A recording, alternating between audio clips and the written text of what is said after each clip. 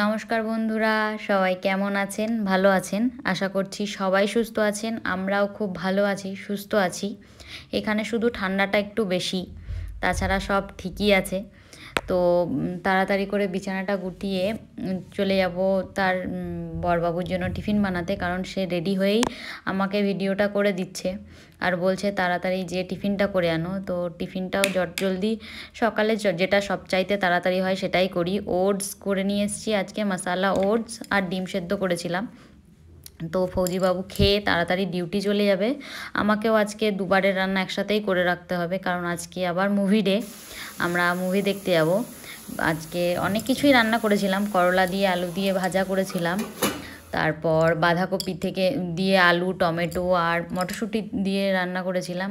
বলতে বলতে দুটো ভাজাও হয়ে গেছে একসাথেই। আমি যেটা করি, ছেলের সাথে খেলছি, রান্নাও করছি, কারণ এভাবে না করলে হয়েও উঠবে না। আর বাইরের ওয়েদারটা খুব একটা ভালো নয়, খুব রোদ নেই। আর রান্নায় ছিল মূলো দিয়ে ডাল, মুসুরির ডাল।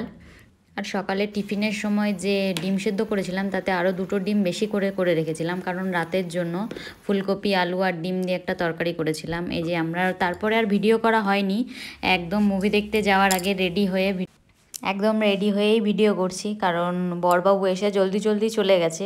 ওখানেই মুভি দেখার ওখানেই তার ডিউটি, তাই সেখান থেকেই আসবে। এই যে বাসও চলে এসছে আমাদের নিতে।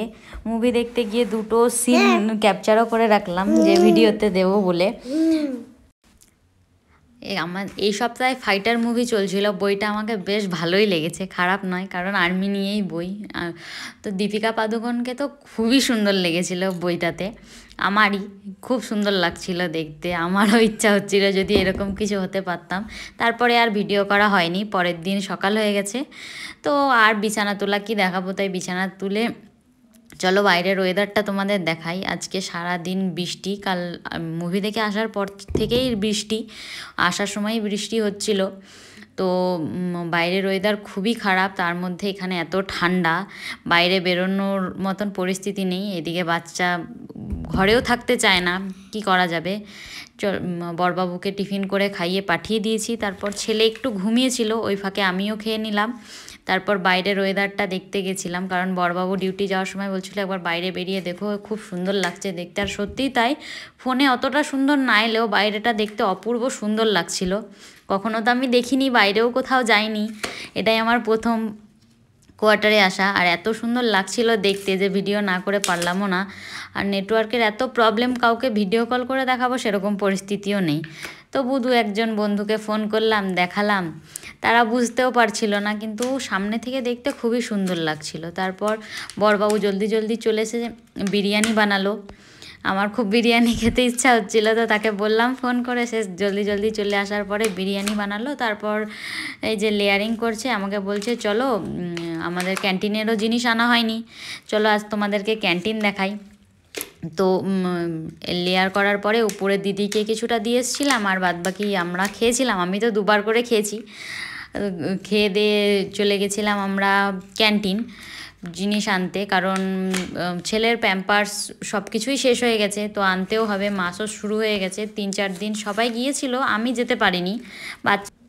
বাচ্চা নিয়ে একা একাই বা যাবো কীভাবে, কারণ ও এখনও হাঁটতেও শেখেনি, ও সব কিছু একটু লেটে লেটেই শিখছে। সে বিরিয়ানি সে তৈরি করছে, তার ফাঁকে আমি রেডিও হয়ে গেছি যে চটজলদি খেয়ে তাহলে বেরিয়েও যেতে পারবো। চলো বলতে বলতে বেরিয়েও গেলাম। এখানে যেসব গাড়ি চলে সেই গাড়িতেই যেতে হবে, একটু দূরের ক্যান্টিন যাব, তাই কাছের ক্যান্টিনে মোটামুটি সবই শেষ, কারণ এটা ফৌজি এরিয়া, তো সবাই জিনিসপত্র নিয়েই নেয়, আমরা আর কিছু পাই না, তাই দূরেরটাতেই চললাম। যে সেটাতেও যে সব কিছু পাবো এরকমটা নয়, কিছু পাই জিনিস, কিছু বাইরে থেকেও কিনতে হয়। তো বলতে বলতেই চলেও এসেছি। এবার জিনিস নেওয়া বলতে জরুরি, কারণ আমরা ছুটিও যাব, তখন সব কিছু পাবো না, তাই আস্তে আস্তে অল্প অল্প করে নিয়েও রাখছি। সবাই আশা করে বসেও থাকবে, কিছু জিনিস আনবে হয়তো, তাই সবার জন্য জিনিস নেব কিছু কিছু। যে যা যা পেলাম চোখের সামনে, যতটুকুনি দরকার মনে হলো, যতটুকুনি প্রয়োজনীয় নিয়ে নিলাম। বাড়ির জন্যও কিছু জিনিস নিলাম, নিয়ে বিলিং কাউন্টারে যে দেখাবো, এগুলোও দেখাচ্ছি যে এগুলো কেউ জানে না যে ভিডিও করছি, কারণ কিছু বলতেও পারে, রেস্ট্রিকশন সব জায়গাতেই আছে, সবাই জানে ভালোভাবেই যে সব জায়গায় ভিডিও করা যায় না। তো আমি জিনিস নিচ্ছিলাম আর ও বিলের ওখানে গিয়ে লাইন দাঁড়িয়েছিল, কারণ আবার যদি বৃষ্টি শুরু হয়ে যায় তাই তাড়াতাড়ি হবে সেই কারণে। সে কিছুক্ষণ ঘুরেছে ছেলেকে নিয়ে, কারণ ছেলে বারবার করে দেখাচ্ছে জিনিস, ও কিছু বলতে পারে না কিন্তু দেখাতে তো পারে। তারপর বিলের ওখানে ভিডিও করতে দেয়নি, তোমাদেরকে দেখালাম যে এখান থেকেও খুব সুন্দর লাগছিল বাইরেটা দেখতে, আর ওয়েদারটা খুব ভালোও নয়, তাই তাড়াতাড়ি করে ফিরেও যেতে হবে। তারপর সেখান থেকে বাড়ি চলে এলাম, আর আসার সময় ভিডিও করিনি। আমি বলছিলাম যে চলো দেখাই সবাইকে কি কি এনেছি একটা একটা করে, সবাইকে দেখেছি খুব সুন্দরভাবে দেখায়, তো আমিও ভাবলাম হয় দেখাবো। তো আমার ছেলে তো কিছু দেখাতেই দিচ্ছে না, উল্টে হাতের সামনে যেটাই পাচ্ছে সেটাই ফেলে দিচ্ছে।